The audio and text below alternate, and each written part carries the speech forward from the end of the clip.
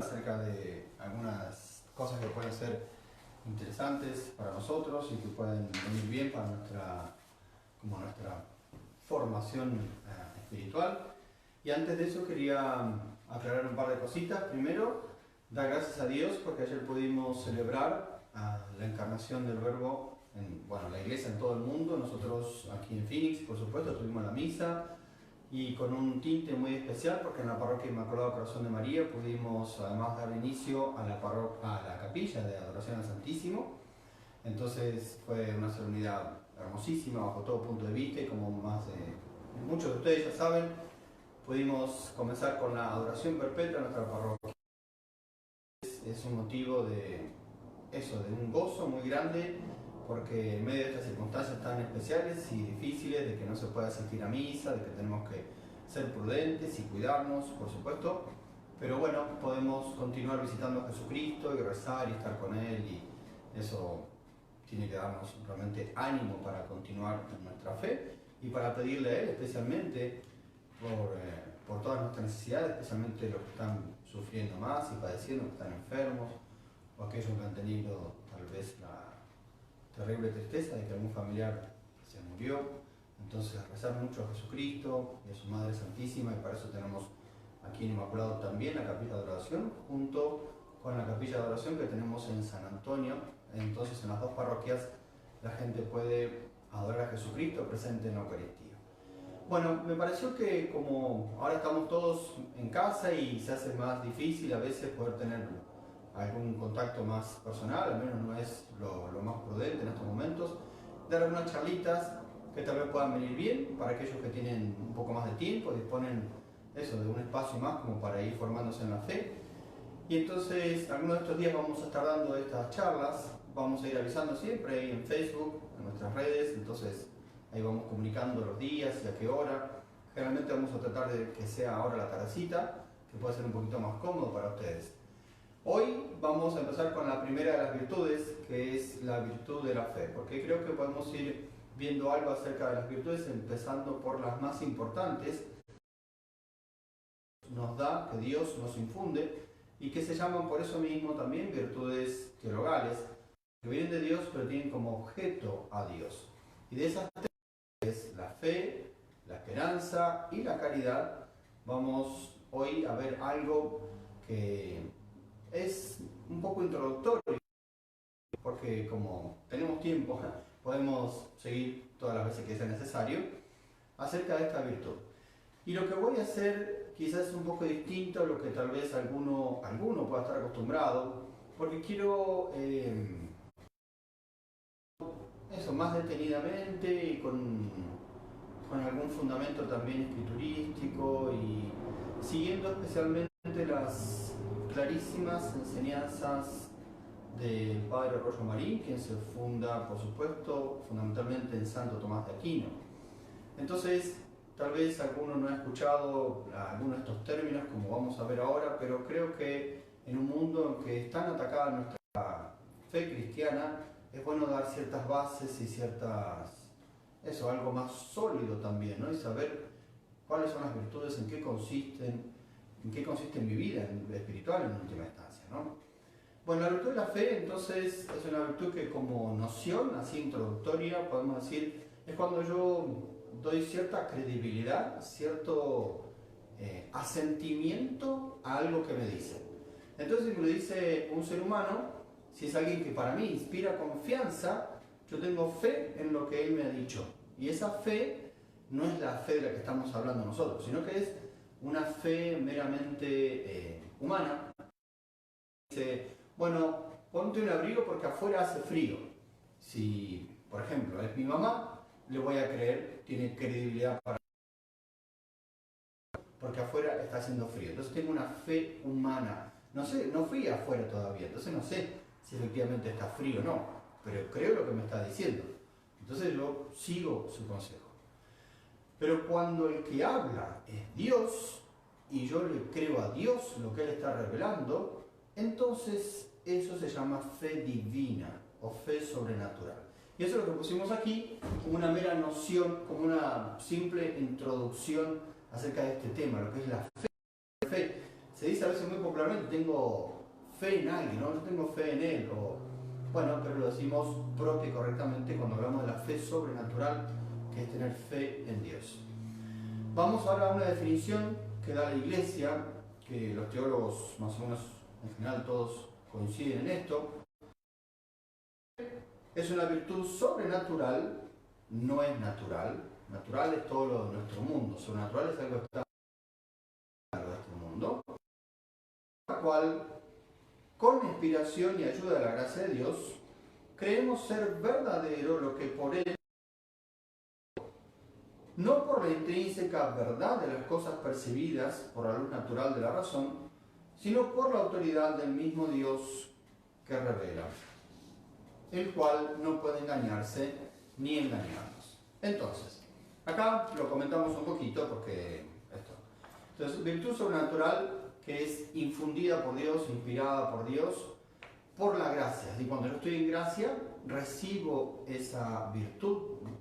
Y por esta virtud nosotros creemos que todo lo que Él nos va a decir siempre es la verdad. Porque como dice al final de la definición, Él no puede ni engañarse ni engañarnos. Y creemos que es verdad no porque sea evidente para nosotros. Porque si nos dicen, bueno, un elefante es más grande que una hormiga, para nosotros es evidente. Entonces no hace falta una demostración muy exhaustiva. Enseguida nos damos cuenta que es así.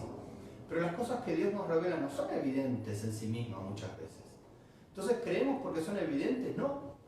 No, porque a veces no es evidente para mí que Dios es uno y trino.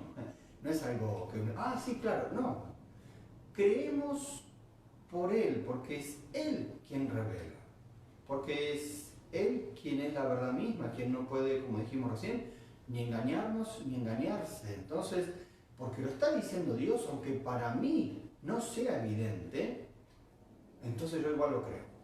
No es evidente, por ejemplo, que bajo algo que tiene una apariencia de pan, después de las palabras consecratorias, esté verdadera, real y sustancialmente Cristo, su cuerpo, su sangre, su alma, su divinidad. No es evidente, porque veo algo blanco, un pedacito de, aparentemente es un pan.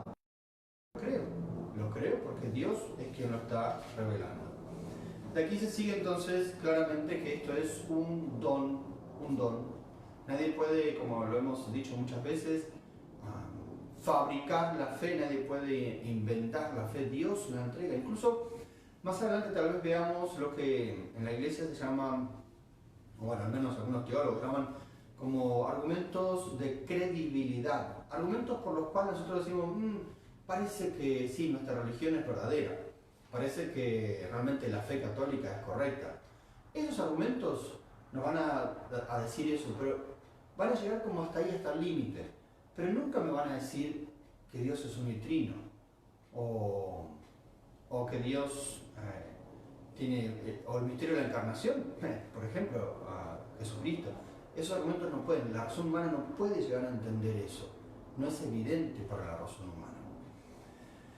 Entonces acá estamos ante una realidad totalmente sobrenatural. Estamos en lo que es la definición, ¿no? La definición de la virtud de la fe. Algo absolutamente sobrenatural.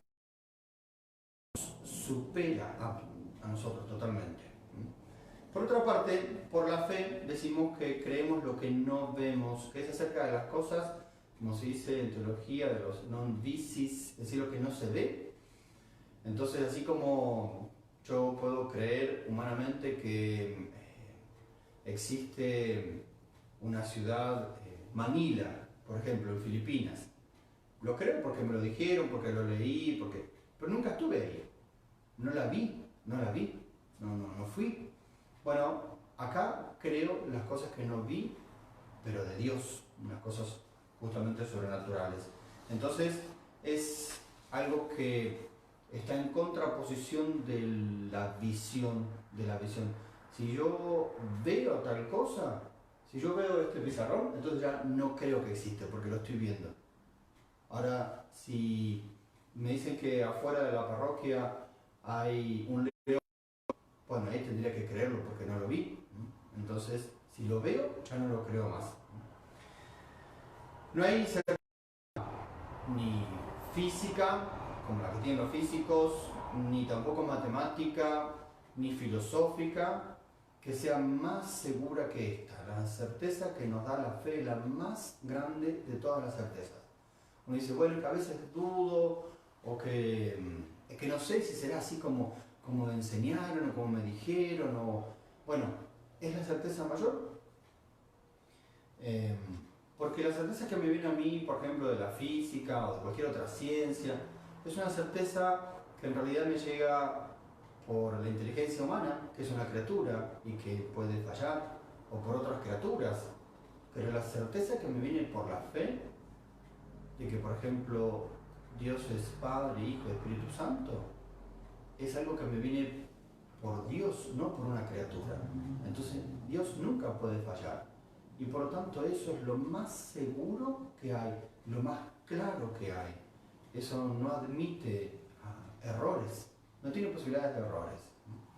Vamos ahora, en tercer lugar, a ver la existencia de la virtud de la fe, es decir, si de hecho existe, así como estamos nosotros diciendo ahora, si existe, quién, dónde, porque también lo que dije ahora fue una noción general, una definición que da la Iglesia, que la comentamos ahora brevemente, un poquito, y después esto acerca de la existencia, un par de cositas muy simples.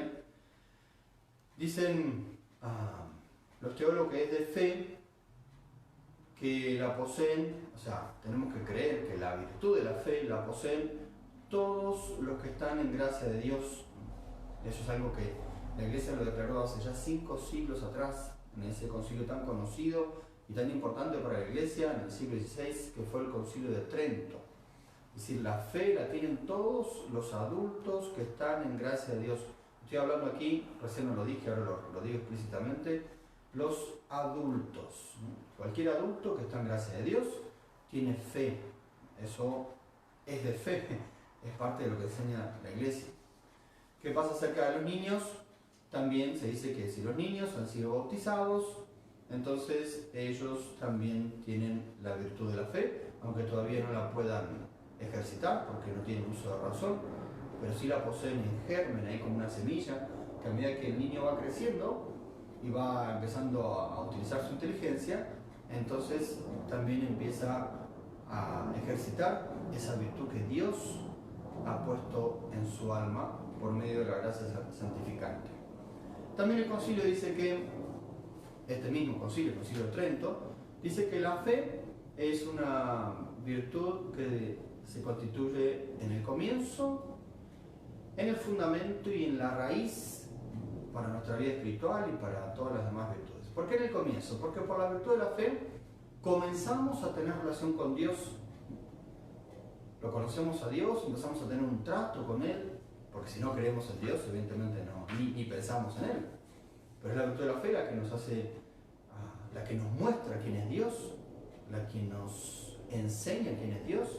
Entonces, es ella la que nos pone en el primer contacto con este Ser Supremo, que es nuestro Padre.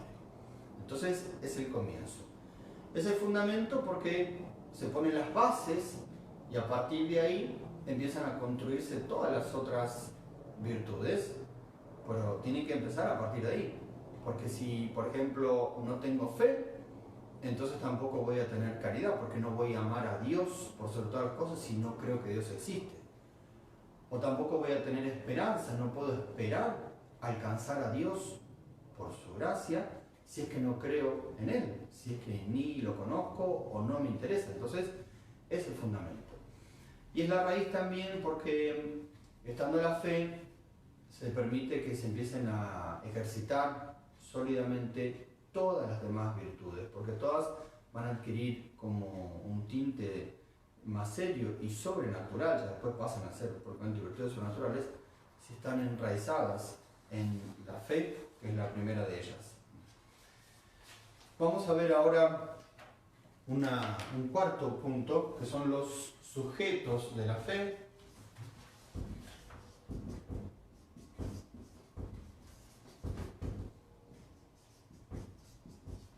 Los sujetos de la fe, es decir,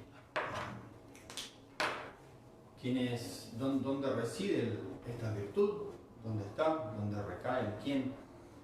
¿no? ¿En qué parte del hombre? Bueno, es en la inteligencia, pero ¿quiénes son los que tienen esta fe? Todos los justos en el mundo, o sea, como dijimos hace un ratito, todos los que poseen la gracia santificante, ya que la gracia santificante siempre va con las virtudes teologales, con las 3 virtudes teologales, empezando justamente por la fe. Y aclaro una cosita, se puede tener la gracia santificante con el bautismo, que es como el modo ordinario y regular, pero también puede darse el caso en algunos que tengan la gracia santificante incluso sin estar bautizados, en lo que se llama el bautismo de deseo.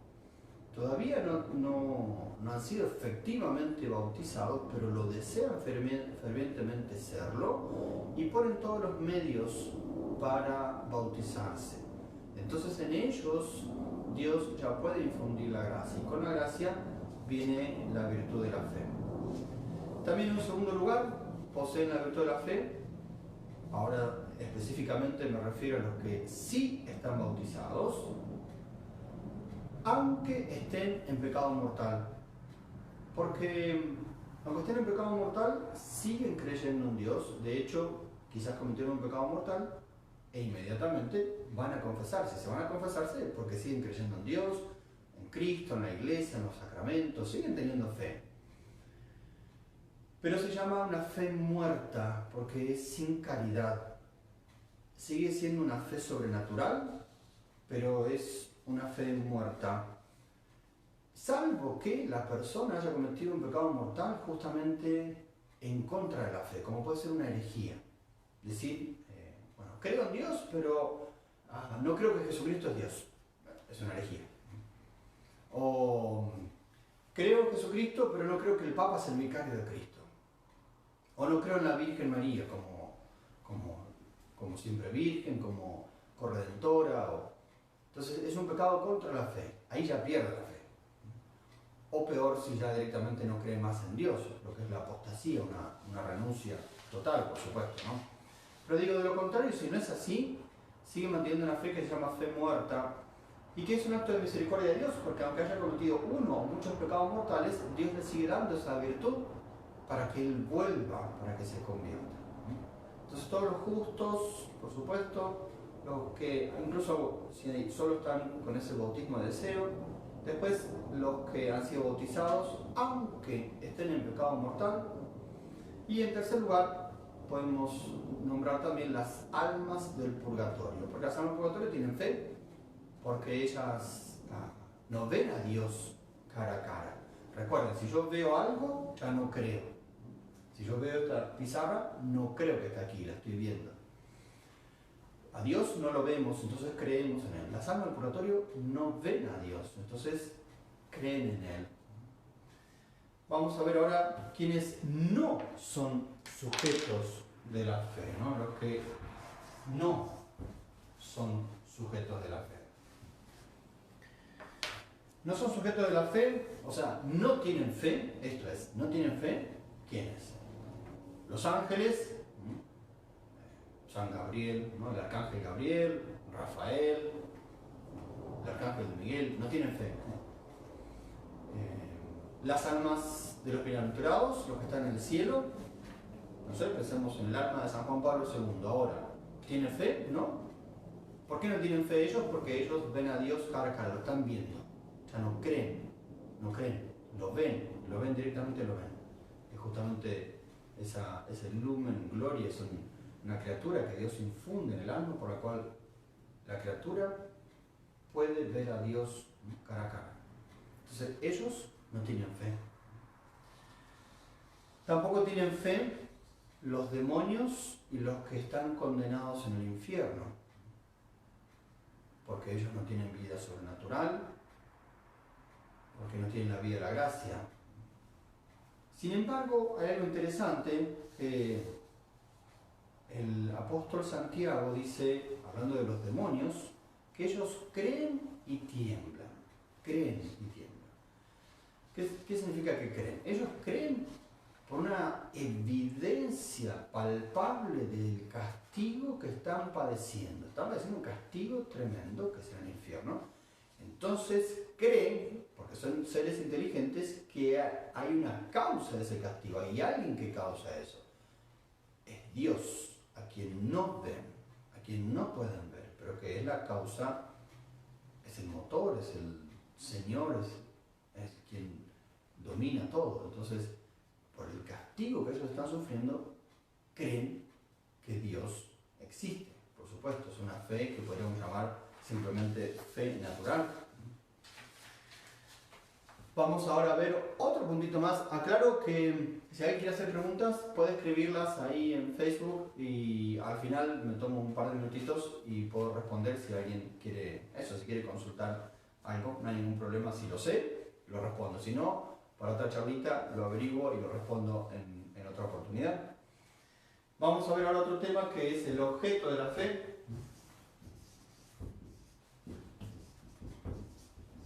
Objeto de la fe.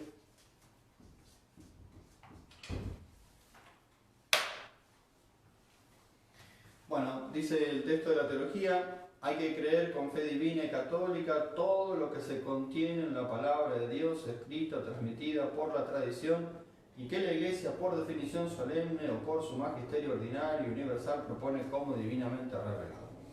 Bueno, vamos a explicar un poquito esto. Primero, ¿qué es el objeto de la fe? El objeto es justamente lo que se cree. ¿Qué creemos? Por la fe, ¿en qué cosa creemos? ¿Sí? Como si yo digo, ¿cuál es el objeto de la vista? Bueno, es el color, porque es lo que ve, son los colores. ¿Cuál es el objeto del oído? Son los sonidos. Bueno, ¿cuál es el objeto de la fe? Es creer en todo lo que Dios ha revelado. Es decir, todo lo que está en la Sagrada Escritura, todo lo que está en la Sagrada Escritura y en la tradición. Y que la Iglesia Católica indica, manda que hay que creer justamente como revelado. La Iglesia dice, esto sí ha sido revelado. Pero son dos cosas, lo que está en la Sagrada Escritura y lo que está en la tradición. La tradición es lo que se ha ido transmitiendo a partir de la enseñanza de los apóstoles y después de los santos padres, ¿no? Y el magisterio de la Iglesia que se ha ido transmitiendo a lo largo de las generaciones y que nos ha llegado hasta el día de hoy. Entonces, la tradición como tal también es fuente de la revelación de Dios, de lo que Dios ha manifestado. Entonces, la Iglesia nos va a indicar qué cosas son las que tenemos nosotros que creer. Hay que creer entonces con fe, dice el texto, con fe divina y católica, es decir, con una fe, por supuesto, sobrenatural, que se fundamenta en que Dios es quien está revelando esto, no es mi amigo o un pariente, sino que es Dios mismo quien está revelando esto. Entonces eso hace que a mí me dé una tranquilidad absoluta, estoy seguro, no dudo. Todo lo que se contiene en la palabra de Dios, escrita o transmitida por la tradición, las dos cosas son palabra de Dios, escrita o transmitida por la tradición. Para que se dé una idea, por ejemplo, las sectas protestantes, ellos no creen en la tradición, no es la palabra de Dios que ha llegado a nosotros por la tradición, ellos no lo creen, ellos solo se remiten a la Sagrada Escritura. Entonces, para ellos, todo lo que viene por la tradición de los apóstoles no es parte de su fe. Eso ha sido, condenado igual por la Iglesia Católica hace mucho tiempo, pero hay una gran diferencia. Y también con estos se excluye, es decir, nosotros no tenemos obligación de creer en lo que son las revelaciones privadas. Repito, debemos creer en la palabra de Dios que está en la Sagrada Escritura y que nos ha llegado por la tradición. Esas dos cosas. Pero, por ejemplo, si Jesucristo se le apareció a Santa Teresa de Ávila y le dijo tal o cual cosa, nosotros los católicos, que veneramos a Santa Teresa de Ávila y la creemos y la admiramos y leemos sus escritos, ¿tenemos obligación de creer lo que Cristo le dijo a ella? No tenemos obligación. Sino que solo tenemos obligación de creer en lo que Dios ha manifestado en la Sagrada Escritura y en la tradición.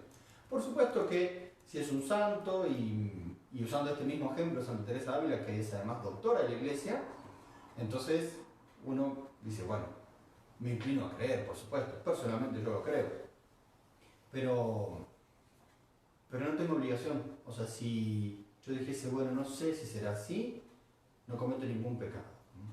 En cambio, no puedo hacer eso respecto a lo que está en la Sagrada Escritura y lo que la tradición me enseña hasta el día de hoy.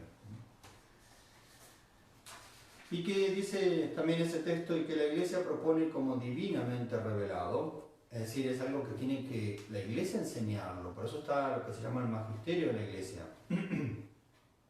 Y de ahí también lo vemos como, por ejemplo, los protestantes, por ahí entre ellos mismos, entre distintas denominaciones protestantes, por ahí no se ponen de acuerdo en qué cosas creen, algunos creen una cosa, otros creen otras, porque justamente no está la Iglesia que dice, esto es lo que Dios ha revelado, ¿no?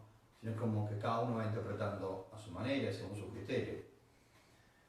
Y lo revela la Iglesia por definición solemne, como dice el texto que yo compartí recién, es decir, de un modo especial, cuando lo que se enseña es ex cátedra, es decir, a partir de la silla de donde el Papa enseña. Cuando el Papa lo proclama solemnemente, entonces eso es algo que la Iglesia ha definido, ¿no? Cuando el Papa declara solemnemente un dogma o una verdad, listo, ahí no se discute más.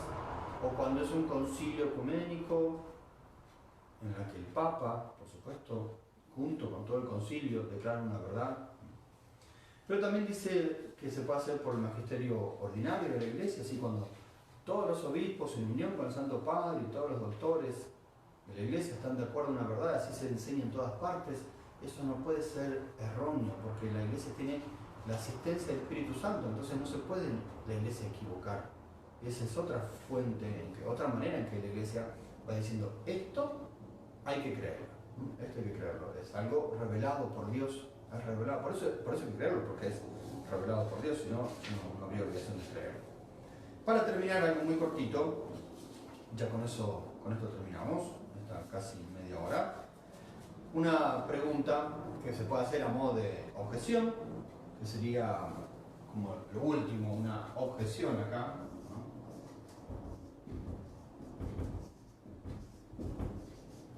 Con esto brevísimo, un par de minutos.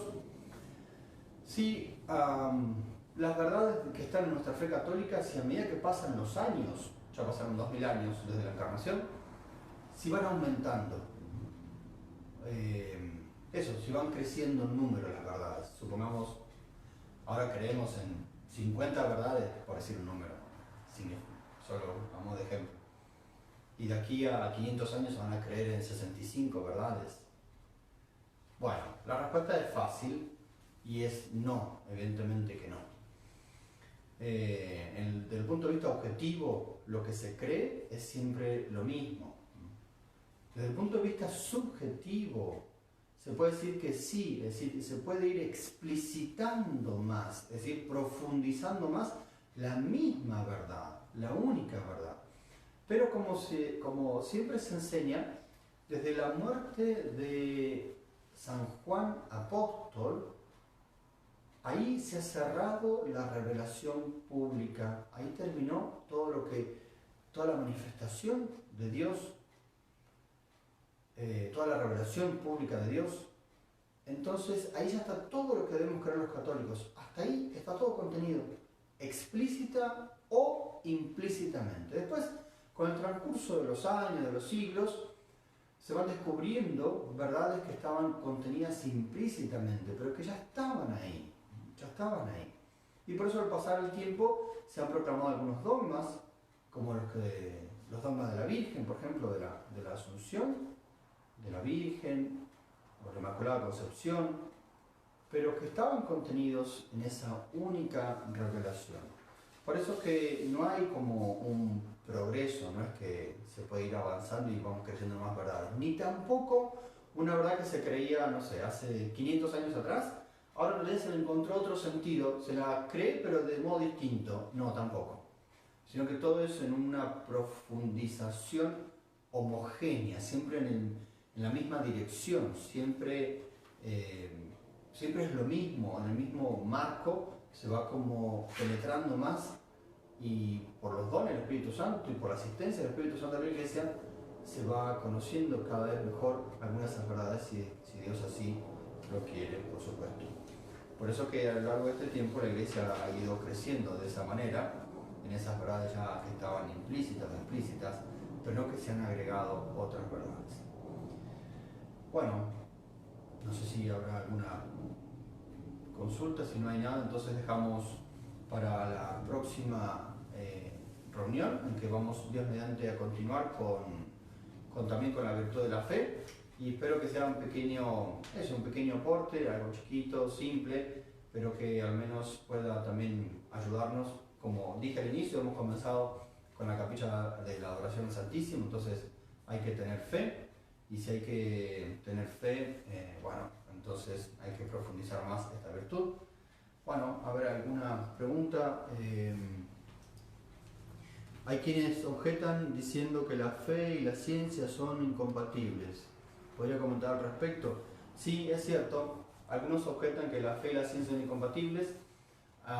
Respecto a eso puedo decir algo muy simple. San Juan Pablo II escribió una encíclica hermosísima, realmente magnífica, que se llama Fe y Razón, Fides et Ratio, donde justamente el Papa se dedica a demostrar magistralmente, es hermosísima esa encíclica, Fides et Ratio, Fe y Razón, de que justamente hay una complementariedad entre las dos realidades, porque una es el conocimiento natural, que el hombre, por ser hombre, por tener inteligencia, puede conocer, y lo otro viene desde Dios y es el conocimiento sobrenatural.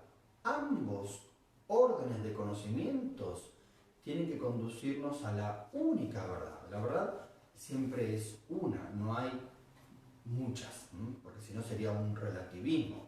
Es como si yo digo, esto es una pizarra, y viene otro y dice, no, esto es un mosquito. Así, no, hay una única verdad. Si esto es una pizarra, es una pizarra. Y si es un mosquito, pero es una de las dos. No pueden ser dos simultáneamente y bajo el mismo aspecto y al mismo respecto, no. Entonces, como la verdad es única, y Jesucristo de hecho lo dijo, yo soy la verdad, entonces los conocimientos nuestros tienen que conducirnos, si son sanos y correctos, a esa única verdad, y se va complementando. De hecho, muchos de los grandes avances científicos de estos 2000 años han sido por hijos de la Iglesia, ¿no? Por los mismos estudios que ha hecho la Iglesia, por los avances que ha hecho la Iglesia en las ciencias. Y entonces eso ha dado pie justamente a que se siga profundizando cada vez más. Y las universidades, de hecho, en Europa han comenzado por la Iglesia para que se pueda estudiar no solo teología y filosofía, sino también las ciencias particulares. Bueno, hay otra, a ver, pensando en las personas que solo son católicas por tradición y que nunca han tenido una enseñanza más profunda sobre la doctrina católica, se vive en pecado mortal y a la misma vez hace obra de caridad con fe, ¿se salvarán? Bueno, la pregunta entiendo que no tiene información, digamos. Se salva la gente que es fiel a su conciencia, eso es. Entonces, si la persona no tiene nada de formación, pero hace obras buenas, en realidad las obras, probablemente si no están en gracia de Dios, no son obras de caridad. Para que sean obras de caridad, tienen que estar en gracia de Dios. Pero si es fiel a su conciencia, claro que se salva, ¿no? Porque si la persona hace lo que cree que su conciencia le está dictando, se salva. De ahí los siempre recurrentes ejemplos que pasa con aquella persona que está en una tribu, en una selva donde nunca ha llegado un misionero, etcétera, etcétera, entonces puede ir al cielo. Eso, lo mismo, que pasa con un pagano, sí, lo mismo. Ahora sí conoció la fe, pero no quiso interesarse, fue negligente, ahí ya hay culpabilidad. En un lugar en el que estamos, como estamos nosotros, por ejemplo en este país, se entiende que la fe católica es mínimamente conocida. Pero como está el mundo actualmente, puede haber mucha gente que ignore, incluso que ignore casi todo, ¿no? Aunque vea las iglesias, pero que no sepa nada acerca de la fe. Entonces, bueno. Muy bien, muchas gracias a todos y seguimos entonces unidos en la oración y les doy la bendición de Dios Todopoderoso, Padre, Hijo, Espíritu Santo, siendo sobre ustedes y permanezca para siempre.